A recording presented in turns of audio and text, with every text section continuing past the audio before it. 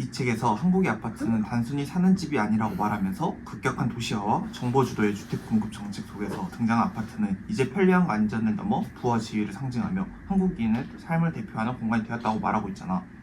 나는 이 책을 읽고 나서 한국의 아파트에 대해서 한 번 더 생각해보는 시간이 되었어. 발레리 줄레조가 말했듯이 한국의 아파트는 단순히 거주 공간이 아니라 부의 상징이기도 하면서 역사, 경제, 문화, 정체성의 상징이라고 표현하잖아. 나는 그래서 다른 나라는 어떤 집에 살고 있나 생각해보니 미국은 보통 단독주택에서 살고 집과 마당을 가지고 개인 공간과 프라이버시를 중요시 여기는 곳에서 살고 있고, 일본은 맨션과 단독주택이 공존하면서 공간 활용과 전통을 유지하려고 하는 것 같아. 그에 비해 한국은 특히 서울은 대부분이 아파트 단지가 되어 학교, 상가, 공원 등을 포함하여 미니 도시화가 되어 있는 형태인 것 같아. 지금의 서울 아파트들은 엄청난 가격을 형성하고 있어도 다양한 이유들로 서울에서 생활하고 있는데 이 책에서 말하는 지속 가능한 주거 정책이 필요하다는 생각을 하게 되었어. 나는 우선 한국의 아파트, 특히 아파트 단지가 시대착오적인 모습을 띠고 있다고 생각을 해. 아파트는 르꼬르비지에가 근대 도시를 생각하면서 나타난 형태인데, 그 도시에서 아파트의 특징은 필로티와 그 형태에 따른 공용 공간의 무한한 확장이잖아.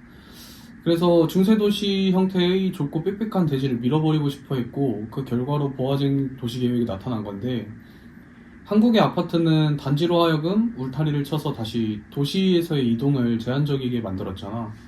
이 문제는 이미 한국 사회에서 문제로 지적되는 것들이고, 아마 이런 내막을 르꼬르비지에가 알게 된다면 한국의 아파트에 환멸을 느낄 거라고 생각해.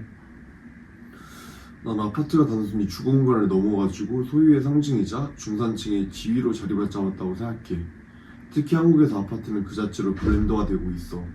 무슨 자이, 무슨 힐스테이트와 같은 이름만 들어도 특정 이미지가 떠오르잖아. 이런 이미지화는 광고와 마케팅을 통해 만들어진 것이고, 사실 많은 사람들이 그 환상에 이끌려 아파트를 선망의 대상으로 여기게 되는 것 같아. 우리가 지난 시간에 다뤘던 것처럼 소비 자체에 중점을 두는 것이지. 근데 막상 그 내막을 보며 기대했던 거랑은 실제 거주 환경 사이의 괴리가 커. 층간소음, 사생활 침해와 같은 현실적인 문제들은 아파트 광고에서 보여준 완벽한 삶의 공간과 거리가 멀잖아. 그래서 아파트가 단순히 살기 좋은 집이라기보다는 사회적 구조 속에서 만들어진 하나의 상품이라는 생각이 들어.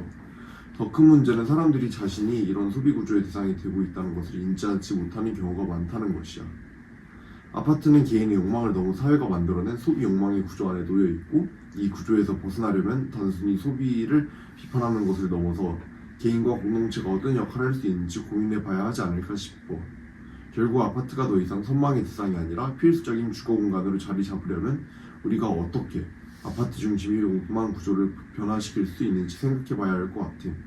사회가 만들어낸 이 구조에서 벗어나려면 개인적으로 어떤 선택을 할 수 있을지, 또 공동체는 어떻게 함께 움직여야 될지 논의해보자. 그래, 이제는 아파트 공화국에서 벗어나 더 다양하고 유연한 주거 방식을 우리가 상상을 볼 필요가 있어요.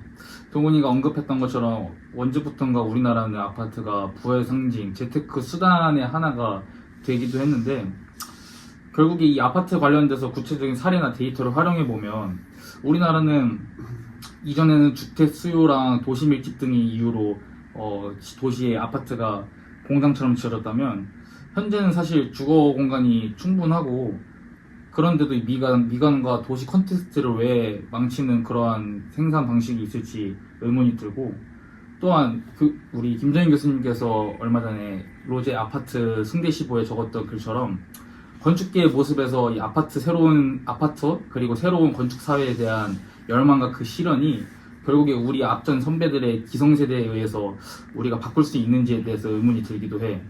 그래서 이런 흐름을 통해 다양한 관점을 나누고 토론을 해보니까 아파트에 대한 더 깊은 통찰과 그리고 우리가 배운 지식과 학부에서 배운 것들을 통해서 새로운 아파트 패러다임을 만들면 좋을 것 같아. 주거 패러다임.